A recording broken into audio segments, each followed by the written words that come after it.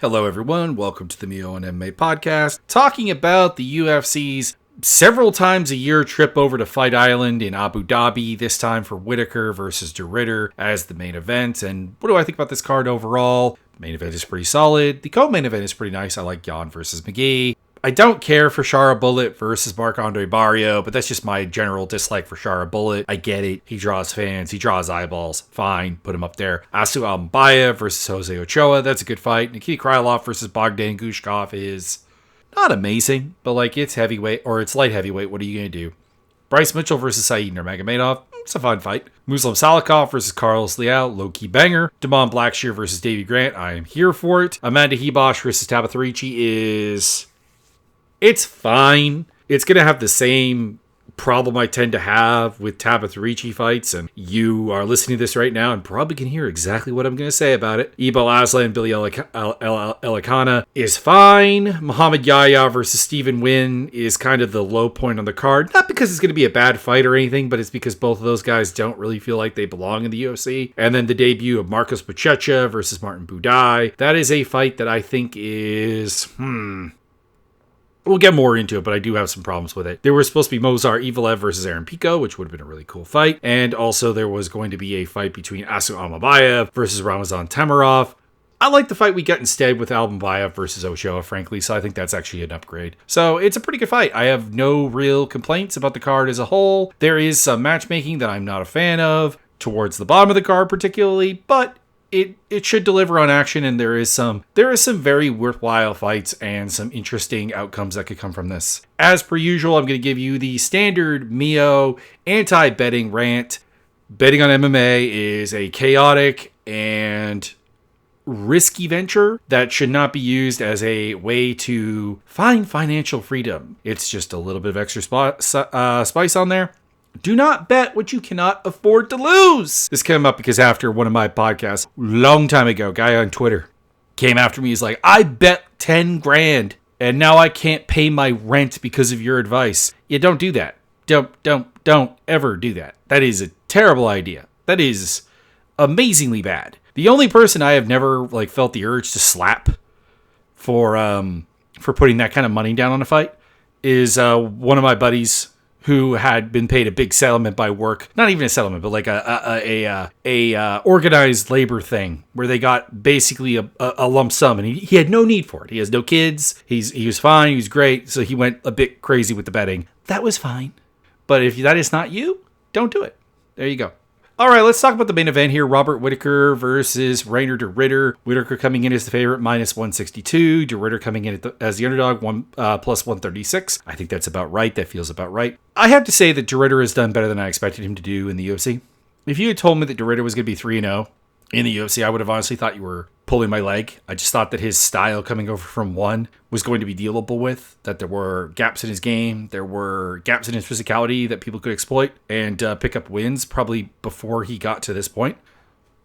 But at the same time, I think they've just done a fantastic job of matchmaking him. They gave him GM3, a predominantly grappler guy who has slow feet and is an effective striker, but not one that necessarily has a danger level to him, or like I said, or the athleticism to really make it work. So that was an excellent debut. It was a name that meant something, and it was winnable for him, and he did that. And then he beat Kevin Holland, who is Kevin Holland. There's not really anything else to say about that. And then the Bo Nickel fight, which came up recently, where Bo Nickel had his moments at range, but it was a great performance by Reinier de Ridder and a huge victory, derailing the Bo Nickel hype train.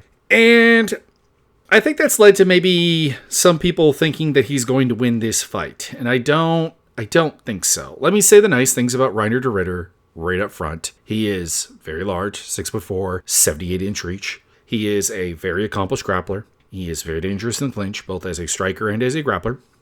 It's just nothing about his game really forces you to fight there, realistically. That's kind of the thing, is that Kevin Holland is like a blank canvas that you can impose your game on. Gerald Meerschaert is a guy who largely was having success, except that fighting somebody so much bigger than him and theoretically, a reasonably good hitter, finally got him to grapple with him and engage in it. So he fell into the trap, basically. And then Bo Nickel, it was the same thing. Bo Nickel had success when it was a range kickboxing match. Got hit a couple times. Didn't like it. went back to his nature, which is to wrestle and to try to bully someone in the clinch, and couldn't back out of it once he got in there. Couldn't tell himself no, and got absolutely wrecked to the body, and eventually, what happened. So de Ridder has maybe had a slightly expanded version of what his skills are actually at that point. Whittaker is a guy who certainly I think will be a little bit nervous fighting somebody that tall. It's historically been a bit of a little problem for him, but in terms of losing, it's really just the Izzy Adesanya fights. And he fights at a range that de Ridder is not really ideally suited to actually being able to do much at. He likes to skirt the edge of the pocket. He likes to work kicks, work behind a jab, basically be kind of like a long-range, mid-range striker. And de Ridder is offensively somewhat potent, but he's defensively very, very open. He is a bit of a blank canvas that I think Whittaker will have absolutely no issue hitting. And I know Whittaker's lost emphatically twice in recent memory to Dricus du Plessis and to Khamzat Chimaev, but you have to also realize that those guys are fighting for the title, and they're two of at least the best 5 middleweights in the world, bare minimum. That's the furthest down you could rank one of them. And as a result, de Ridder doesn't have their aggression, he doesn't have their initiation game, he doesn't have their physicality. And this is more akin to the Aliskerov fight for Whittaker. Probably a bit of a bigger challenge because de Ridder is a bit longer. And I think ironically, de Ridder is used to the fact that he is not necessarily a very good striker on a textbook level. And as a result, he fights better than Aliskerov does. Because Aliskerov is under the impression that he is a slick striker. And he's not. that allowed Whittaker to absolutely nuke him. And de Ridder doesn't have that problem. He's more aware of his limitations as a striker. So I see this possibly going the distance, but also possibly TKO on the table. Whittaker gets the win, and he's the guy to bet on here. Could de Ridder win this fight? Absolutely. He is dangerous. He is venomous. He is a very, very, very good grappler. And, it's on the table. It's not like Whittaker can't be taken down, but it's just he doesn't really have that great ability to actually force a grappling game on somebody. And then on top of that, he offers too many options for Whittaker to hit him with on the feet. So I go with Whittaker. There's always that little bit of nervousness, even though they're the same age, they're both 34. It does feel like Whittaker is the guy who is more onto the brittle side of his career and the non-functional side of his career than de Ridder is, which is ironic because de Ridder, I think, started on a somewhat non-functional side of his career. But stylistically, I just don't really know where the win comes from for de Ridder. Petr Yan versus Marcus McGhee. Petr Yan is the minus 360 favorite, plus 285 on Marcus McGhee. It's hard to pick Marcus McGhee here because the best fighter he's fought was Jonathan Martinez, and this is a massive, massive step up for him. It's something I could definitely see happening because he's a phenomenal athlete. He is a guy who pressures well, counters well with the pressure, can wrestle a little bit, can do a little bit of everything. MMA lab guy. They don't leave obvious gaps in the game. And like I said, phenomenal athlete, powerful hitter, and so on. But he did struggle with Jonathan Martinez down the stretch. He got his legs kicked out. Yan can kick the legs a little fair bit. He had a hard time really being comfortable with pressuring Martinez in the face of counters. And like Petr Yan's game is a lot of counters. It is a lot of getting reads and making you pay for it, starting slowly, but building into something very, very strong as the fight goes on. And even during that 3-fight losing streak where he lost to Aljamain Sterling, Sean O'Malley, and Merab Dvalishvili, those are all three guys who do things that I don't think Marcus McGhee absolutely can do. He can't do what Merab did with the nonstop pressure. He cannot do what Aljamain Sterling did with the grappling lockdown. He cannot do what Sean O'Malley did because he's just not physically equipped for it. He's 5'8". O'Malley is nearly 6 feet tall. And that leaves me with a hard time figuring out what it looks like with him winning. Because once Yan gets, a good chunk of his stuff together, gets a good chunk of his reads together, it's not like he's going to be terribly worried about the pressure counter game that McGhee likes to employ. And if McGhee gets just caught at range striking with him, which has happened, Yan's the deeper technical fighter. He doesn't have the physical gifts that McGhee does, but he is... and this is not an insult to McGhee for the record, because Petr Yan has this over just about anybody he fights. He is an extremely deep technician. I just see him getting the answers basically to make this into his fight. There will be that ugliness early. there always is with him. But I think at the end of the day, he delivers here. Petr Yan by decision is the pick. Shara Bullet versus Marc-Andre Barrio. I do not like Shara Bullet. It's a personal thing. He's just a dickhead. But I do have to say that I do not know about this minus 650 stuff that he's got here. He's the biggest favorite on the card. Plus 470 for Marc-Andre Barrio. Barrio is fragile in a way that I think basically Shara Bullet's going to knock him out. That's what it comes down to. But I don't know. I just never would feel comfortable with a fighter like Shara Bullet who has the flaws that he does, putting money on him at like minus 400 and above. And people are still betting for him because the odds I think are actually getting wider, which is kind of stunning and disappointing. So there is that. But yeah, Barrio is a pocket volume guy whose chin seems to be kind of gone. His durability is not there. Beating Bruno Silva doesn't really erase my concerns. And he doesn't bring the two big weaknesses that Shara has, which is the outside game. Because Shara, of course, is largely eyesight impaired. So his range game is always going to be pretty bad. And then he doesn't really bring a wrestling game to the table because that's the other weakness that Shara has, is that Shara is not a good grappler.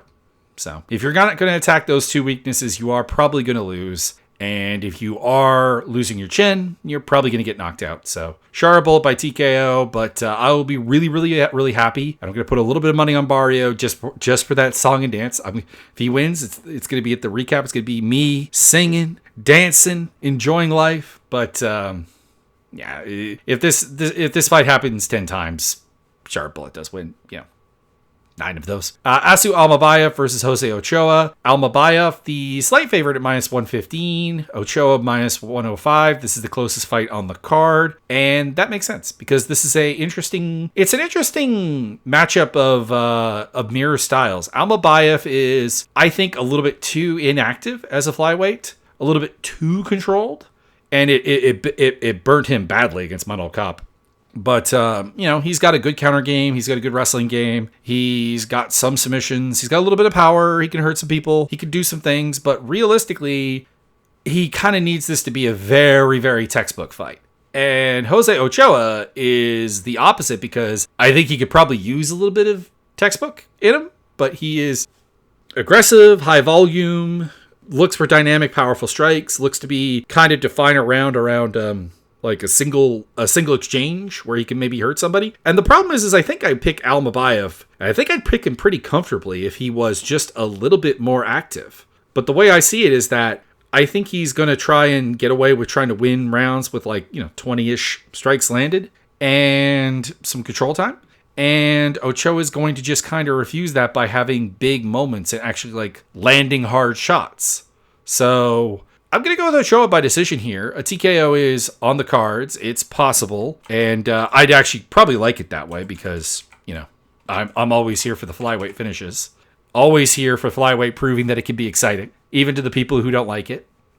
But he's just too dynamic, too physical, too athletic. And like Almabayev, I think just kind of, and this is kind of a thing that's happening with a lot of the Far East Soviet areas, Kazakhstan, Tajikistan, Turkmenistan, Kyrgyzstan, all that stuff, Uzbekistan. They're coming in and they're there's a lack of output in some of the lower weight classes, and this is not universal. There are guys like Muin Gafarov who throw plenty, but there's a couple of guys who are really, really good physical attributes. Pretty well-rounded, pretty solid, pretty decent games, but they're a little bit too slow for my taste. They're a little bit too, you're going to be cowed by my physicality, and that just doesn't really happen at flyweight. The flyweights are kind of chaotic, kind of uncontrollable, unlimitable. And Ochoa certainly brings that to the table. So let's go Ochoa. I'm really hoping for him to pick up a W here. Nikita Krylov versus Bogdan Gushkov is not a difficult fight to talk about. Gushkov is not a good wrestler. He's not a good grappler. This is 205, so he'll probably get away with that a fair bit. Krylov is a grappler, is a wrestler. I don't know about the quality on that, but he is a guy who at some point in his career decided that I've been getting taken down and I'm losing, so I need to make the wrestling my advantage. I need to make the takedowns my favor, and he did. He developed a aggressive wrestling, persistent game. And at 205, that's fairly rare. And he does have some chokes. He does have some arm bars. He does have some submissions. He does have some ground and pound. Yes, he got knocked out by Dominic Reyes, but that is also a very rare occurrence for him because realistically, the number of people who have finished Nikita Krylov are very, very limited. He's got 10 losses, don't get me wrong. But in terms of finishes, it's Polkrag by submission. It's Jan Blachowicz by submission. It's Dominic Reyes by TKO. It's Misha Serkinov by submission. It's Ovan St. Preux by submission. It's a TKO from Sal Palele. It's submissions for Vladimir Mishenko twice. So I think that might be the guy who convinced him, to be honest, that he needed to learn how to grapple. But yeah, if you're not Sal Palele, you're not Dominic Reyes, and I don't think Gushkov is either of those guys. Stopping him with strikes is not really on the table. So I foresee him getting a takedown and probably just kind of bashing Gushkov into the ground and picking up a submission win. Hopefully, TKO, I guess, is also possible. He's a minus 192 favorite, plus 160 for Gushkov. That's a very bettable line, and I'll probably putting a solid bet on that myself. Bryce Mitchell versus Said Nurmagomedov. I do not think that going down to 135 fixes any issues for Bryce Mitchell, realistically, because the issue wasn't that he was small at 145. There were some strength issues, don't get me wrong, and some explosive issues, but that's only going to get worse. The latter of those is only going to get worse at bantamweight, where people are even more explosive. Like, he's 5'10". There's not really any reason he should be cutting down here, and it could compromise his gas tank and his durability. But let's, for the purposes of this fight, assume that he comes out and he has the gas tank that he usually does, and that he has the durability that he usually does. I have to pick him to win. The reason I say this is because Said Nurmagomedov is very prone to a persistent wrestling attack, and a guy who keeps the volume, keeps the pace up, and keeps him burning energy. Because Said's style is so inefficient, he tires himself out. He drains himself quite badly. And if you look at his fights with Vinicius Oliveira, if you look at his fight with Jonathan Martinez, which did not involve actual takedowns, but did involve utilizing the clinch to suck the life out of him, the Ronnie Barcelos fight, and even the Sayub Kakhramonov fight, which he did win, he was getting embarrassed pretty much pre-guillotine by the fact that Kakhramonov was going to keep bringing the pressure on and putting takedowns on him and just not letting him settle at range. So, yeah, it's like at range, is Said Nurmagomedov the better fighter? Yeah, absolutely. Bryce Mitchell is an active striker. He has some interesting kick setups, but realistically, he's not going to hurt Said. But Said also smothers people in the clinch when they start to try to do things. And I would assume, coming down from 145, this would be a case where Bryce could weaponize the clinch against him to get takedowns and work into his very, very good grappling game. He may be a complete idiot when it comes to the shape of the planet and basically anything to do with history and anything to do with society, but something that Bryce Mitchell does know is how to work a top game and how to make grappling work to his advantage. So I'm going with Bryce Mitchell by decision. A submission would not be impossible. Said could get tired and just give up his neck, but even when he's gassed out, he tends not to really get in trouble submission-wise. I'm blanking, actually. Has he been finished at all? No, all of his losses are decisions, unless this loss to Akali Aliyev back in 2013 on the amateur scene is a finish. That's the only one. It doesn't have a method listed on Tapology, so I don't know. But yeah, Bibliatov couldn't finish him, Barcelos couldn't finish him, Martinez couldn't finish him, and Oliveira couldn't finish him. So those guys are not Bryce Mitchell. They wouldn't approach it the same way. But if he managed to make it 15 minutes with them while getting quite tired, I imagine he'll probably get the distance with Bryce. Bryce is the favorite at minus 125, plus 105 on Said Nurmagomedov. Muslim Salikov versus Carlos Leal. This is the second largest, widest line on the card at minus 470 on Leal and plus 360 on Salikov. And I'm picking Salikov. I don't know if it's just my urge to pick an underdog on the card, admittedly, but I like Carlos Leal. He's never going to be in a boring fight. He fights at a high pace. He likes to strike a lot. He's not incapable of wrestling, so he doesn't get paralyzed by that. He got robbed against Renat Fakhretdinov and probably should be undefeated in the UFC, but he's lost range striking bouts before. And that's what Salikov does really well. He brings that master of kung fu stuff out, the great secrets of the matter, and his ability to, despite being 41 years of age, still find the target to be really, really clean, really technical, really, really solid flow, really solid form. Not great pace, but I've also seen Leal lose low pace striking bouts. So I don't know. Maybe it's just my familiarity with Leal's losses, and maybe it's just the fact that I saw Salikov at plus 360. But And I saw Leal at minus 470. But I'm going to go with Salikov. Like, he's 41 years old. The wheels could just completely fall off. I think you just need more. You need a avenue of attack that Leal just doesn't really have, or a physical domination that Leal doesn't really have. I'm ready to be wrong. I'm here for it, obviously, but yeah, despite the decade of age, I'm going to take Salikov by decision. Damone Blackshear versus Davy Grant. I love both of these fighters. Minus 340 on Blackshear, plus 270 on Davy Grant. I'm going with Blackshear. He is really tall, pushes a good pace. His boxing has looked a lot better lately. He's got an excellent ground game. He is a scrambler. He is a good wrestler. He is, again, huge. I need to emphasize this. 5'10" at bantamweight. He has kind of all the things that tend to be a problem for Davy Grant. People who can control the range. People who can put the pace on him, people who can put the wrestling on him, people who can out-grapple him. He's 39 years old. I know I'm picking a 41-year-old in Salikov, but I don't feel quite as good about that at bantamweight. Grant is dangerous. He can still win because he's got some awkward counter-striking that Blackshear could get caught by. Blackshear's hurtable. He's not a very good defensive fighter. That's one element of his game that still needs work, and obviously it's why he's got a 17-7 record despite having the physical abilities that he does. But like in terms of getting finished, it's pretty low. Like, he got knocked out in 2024 by Montel Jackson.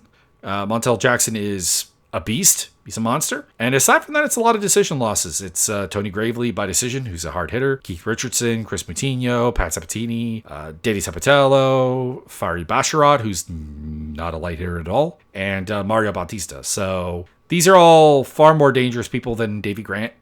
Not all of them, but a number of those are far more dangerous people than Davy Grant. They couldn't finish him. And I think that he's facing a better version of Blackshear than any of those guys faced. So bring the pace, bring the range, bring the jab, bring the wrestling, bring the scrambles. Possibly find a submission. It's not like I haven't seen Davy Grant get tapped out by Damian Staniak, which is an image that's going to probably stick with me forever in my life. But at the same time,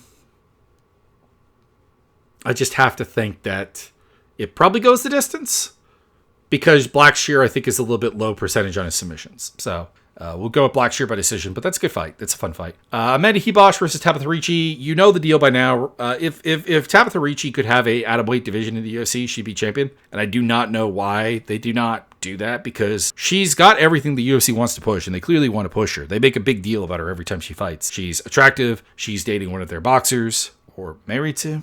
I think it's just dating. But I don't keep up in the personal lives of the fighters nearly as much as I maybe should, because it does have a great impact on their fighting. But and she's got heart. She's got that dog in her. She'll throw a great deal of volume striking, and she's got a very solid grappling game. It's just against a lot of people, and former flyweight Amanda Hibosh is an example of this. She's just kind of small. It hasn't necessarily meant she loses every time. For example, there's the Jillian Robertson fight and Poliana Viana fights, which are much larger grappler girls that she did in fact beat. But Viana is a mess and doesn't really even know what she wants to do. Like, Viana is completely structureless as a fighter. It's a problem, because she's got the physicality to be quite good. She just has never really attached a technical game to it. And Robertson has a problem where she's very bad if you turn the aggression against her, because she needs the front foot. Because her striking game is bad, and her defense is quite bad. And her defensive grappling, or defensive wrestling in particular, is not particularly great. So in Hibosh, it's kind of not there. Like, the avenue to get that win is not there. Hibosh can fight on the back foot. Hibosh does have a striking game, unlike Robertson. Hibosh does have a defensive wrestling game. She's pretty good at stuffing the takedowns. She, again, has good counters, and she's big, strong. She's physically quite good.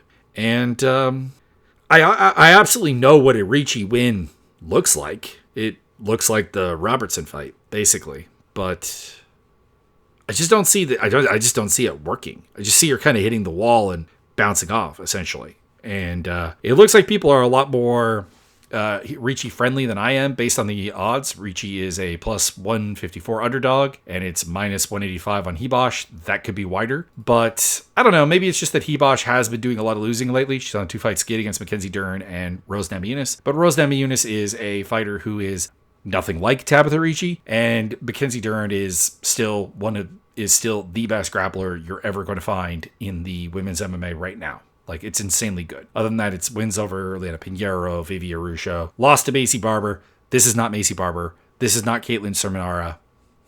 So I do definitely have to. I have to go with her. I have to go with her. This would be a type of loss that we have not seen to date from Hibash. Put it that way. So Hibash by decision. Finish is not out of the question, but Ricci's pretty damn durable.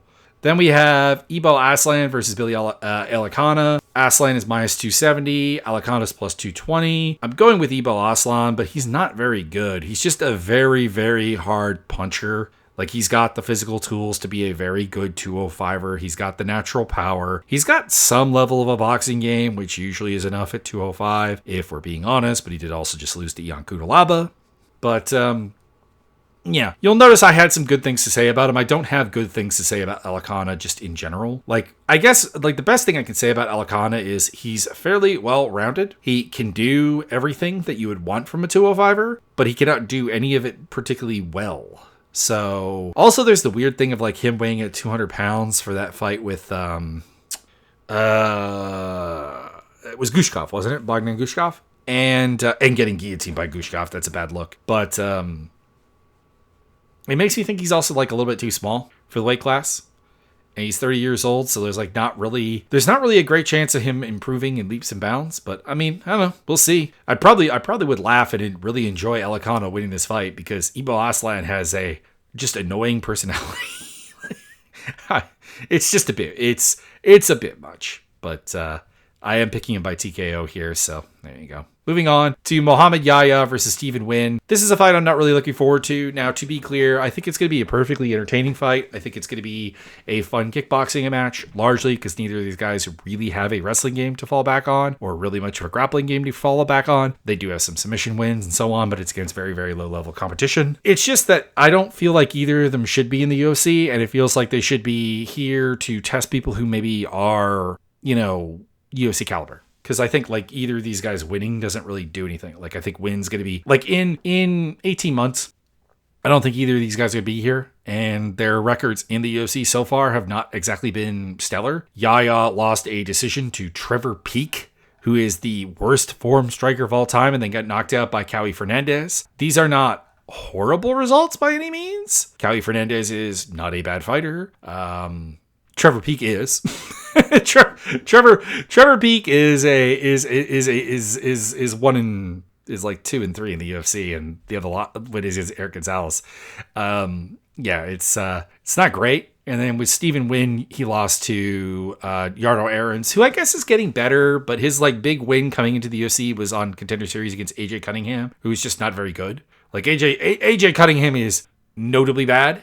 And since getting to the UFC himself, has lost 2 very one-sided fights where he didn't really have anything to do. And Wynn just feels like a very, very late-to-the-game volume striker because he's 11 fights into his pro career at the age of 32. And I don't expect him to get much better. I am picking him here because he does have a functional game. Yahya's game, I think, really, really only lurks against can crushing. Honestly. There's a couple of like nice things he does as a striker, like good form on some stuff, but there is a lot of not great elements to his game. There's a lot of gaps, a lot of gaps, and Wynn's just ability to go out there and throw a lot of punches and a lot of strikes will probably be enough to win it. We'll probably get to the end of each round and be just like, well, Wynn landed more strikes than Yahya, therefore he wins the round because neither guy really got hurt.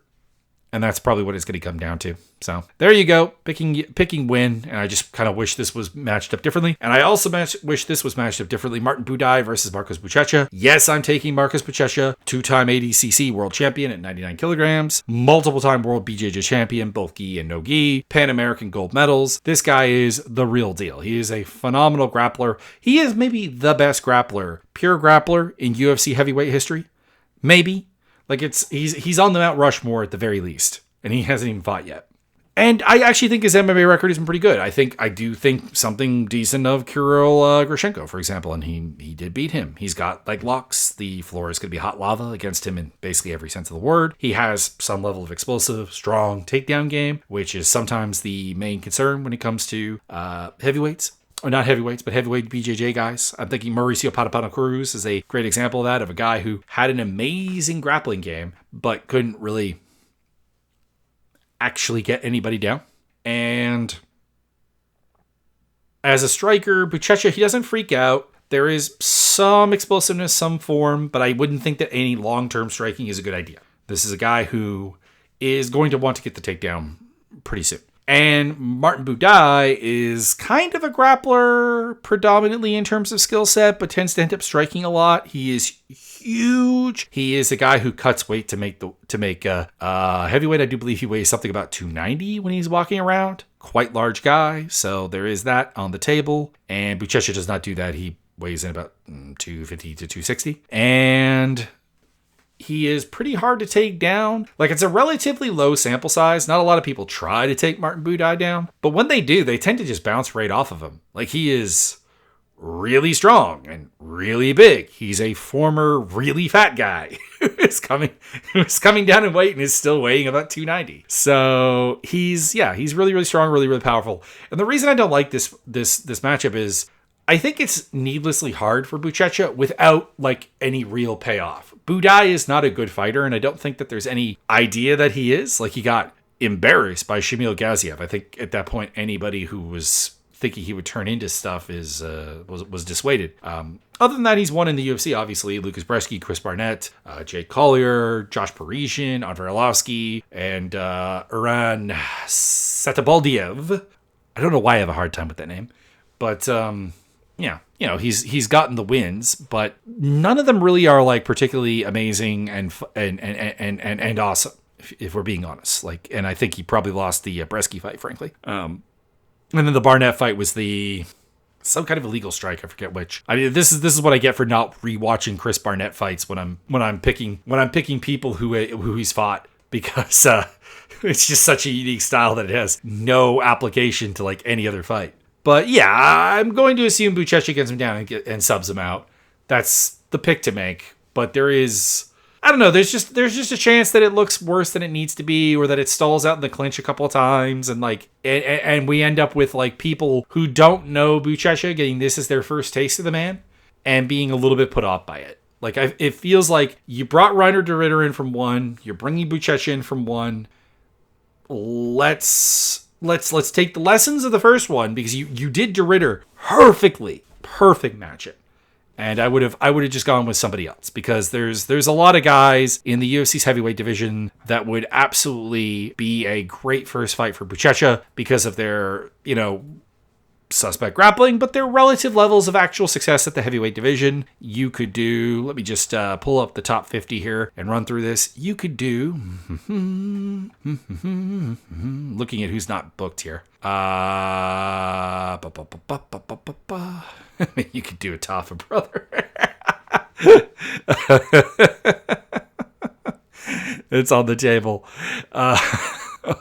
I mean, I don't know. I guess I'm not finding anyone like immediately coming to mind. Like, you could do Bo Usman, who has a little bit more prestige, I guess, but he's also 1-2 in his last 3. I guess losing to Thomas Peterson, Mick Parkin probably takes the shine off of him. But I don't know. I guess Buday is officially the 24th ranked heavyweight on according to Tapology. I don't know. It just feels like there was a better person to do this with. But I am still picking him to get the win. I am hoping it is exciting. I am hoping we get to see some cool grappling, because heavyweight is pretty devoid of that, if we're being honest right now. So roll it. And, well, I guess I shouldn't say that, because Walter Walker is doing heel hooks on people. Marcus Buchecha, Walter Walker. Make it happen. Anyways, that is all. Did I say the odds? Buday's plus 250, minus 310 on Buchecha. So, check out the links down below for social medias, video gaming stuff. I go live on Twitch on Tuesdays and Thursdays with some video gaming action. And there is also, of course, the MMA simulator on the Discord, which really feels like it would be up your alley if you have gotten through this much of the podcast. Anyways, see ya.